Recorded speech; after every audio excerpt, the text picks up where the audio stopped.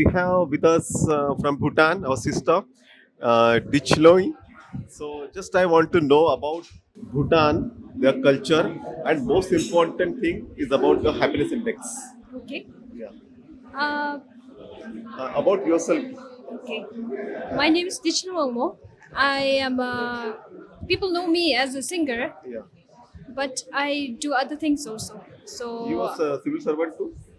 I used to be a civil servant, Okay.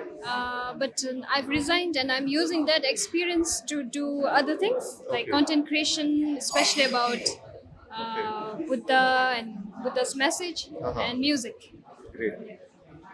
So, just tell me about the rich Buddhist heritage and culture of Bhutan and how they are number one with happiness index. I see. Bhutan's civilization goes back several 100,000 years. Hmm. So uh, it's been in our ancient wisdom, in our culture, which has developed over thousands of years, uh, especially after coming of Padmasambhava Right. from India Yeah. to Tibet. He Yes. brought Vajrayana Buddhism. Yes, yes. And on the way, around that time, he was invited to Bhutan. He brought Vajrayana Buddhism. Right. And after that, how everything, way of life, uh, every activity has been influenced by deeply by Padmasambhava and Buddha Dharma. Okay.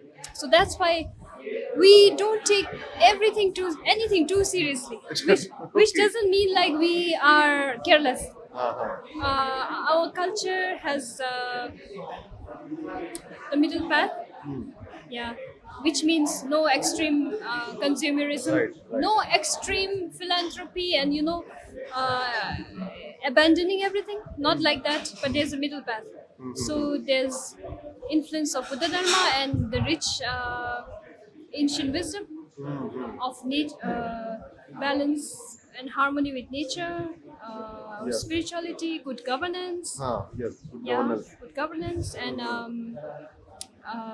sustainable economic development. All these things are influenced by our enlightened leadership, which draws the wisdom from our ancient Buddhist tradition.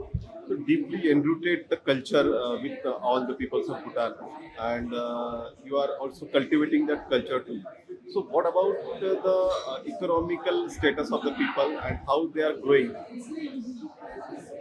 uh, Economic status of people.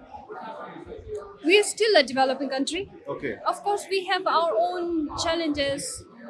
We still need to go a long way in economic development, but we could do it very fast, just Right. like other countries. Right. We could cut down our trees.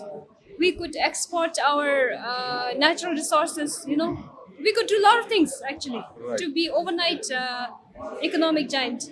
But our leaders are very careful because they've seen what it is to undertake radical, shortcut to development. So that's why we are balancing slow pace of economic development Right. with keeping intact our rich heritage of wisdom, Right. environment, family values, Yes, social family values, values, social values. yes, Very and yeah.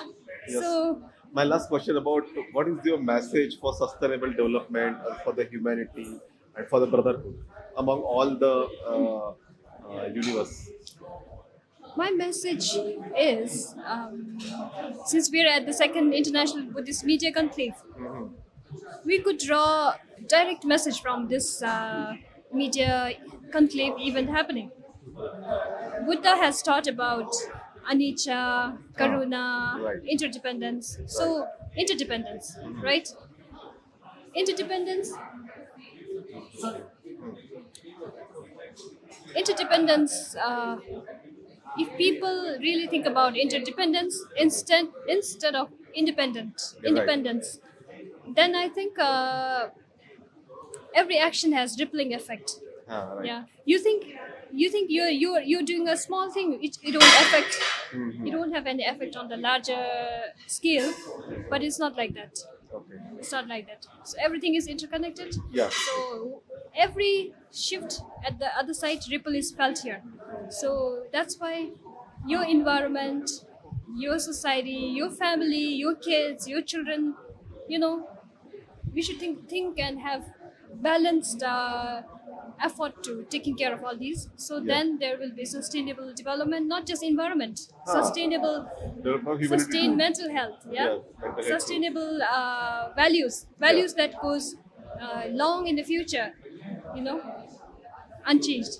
So Right. I hope I answered. Yeah, yeah, you answered very well. Thanks very much for joining us. Thanks very much. Thank you.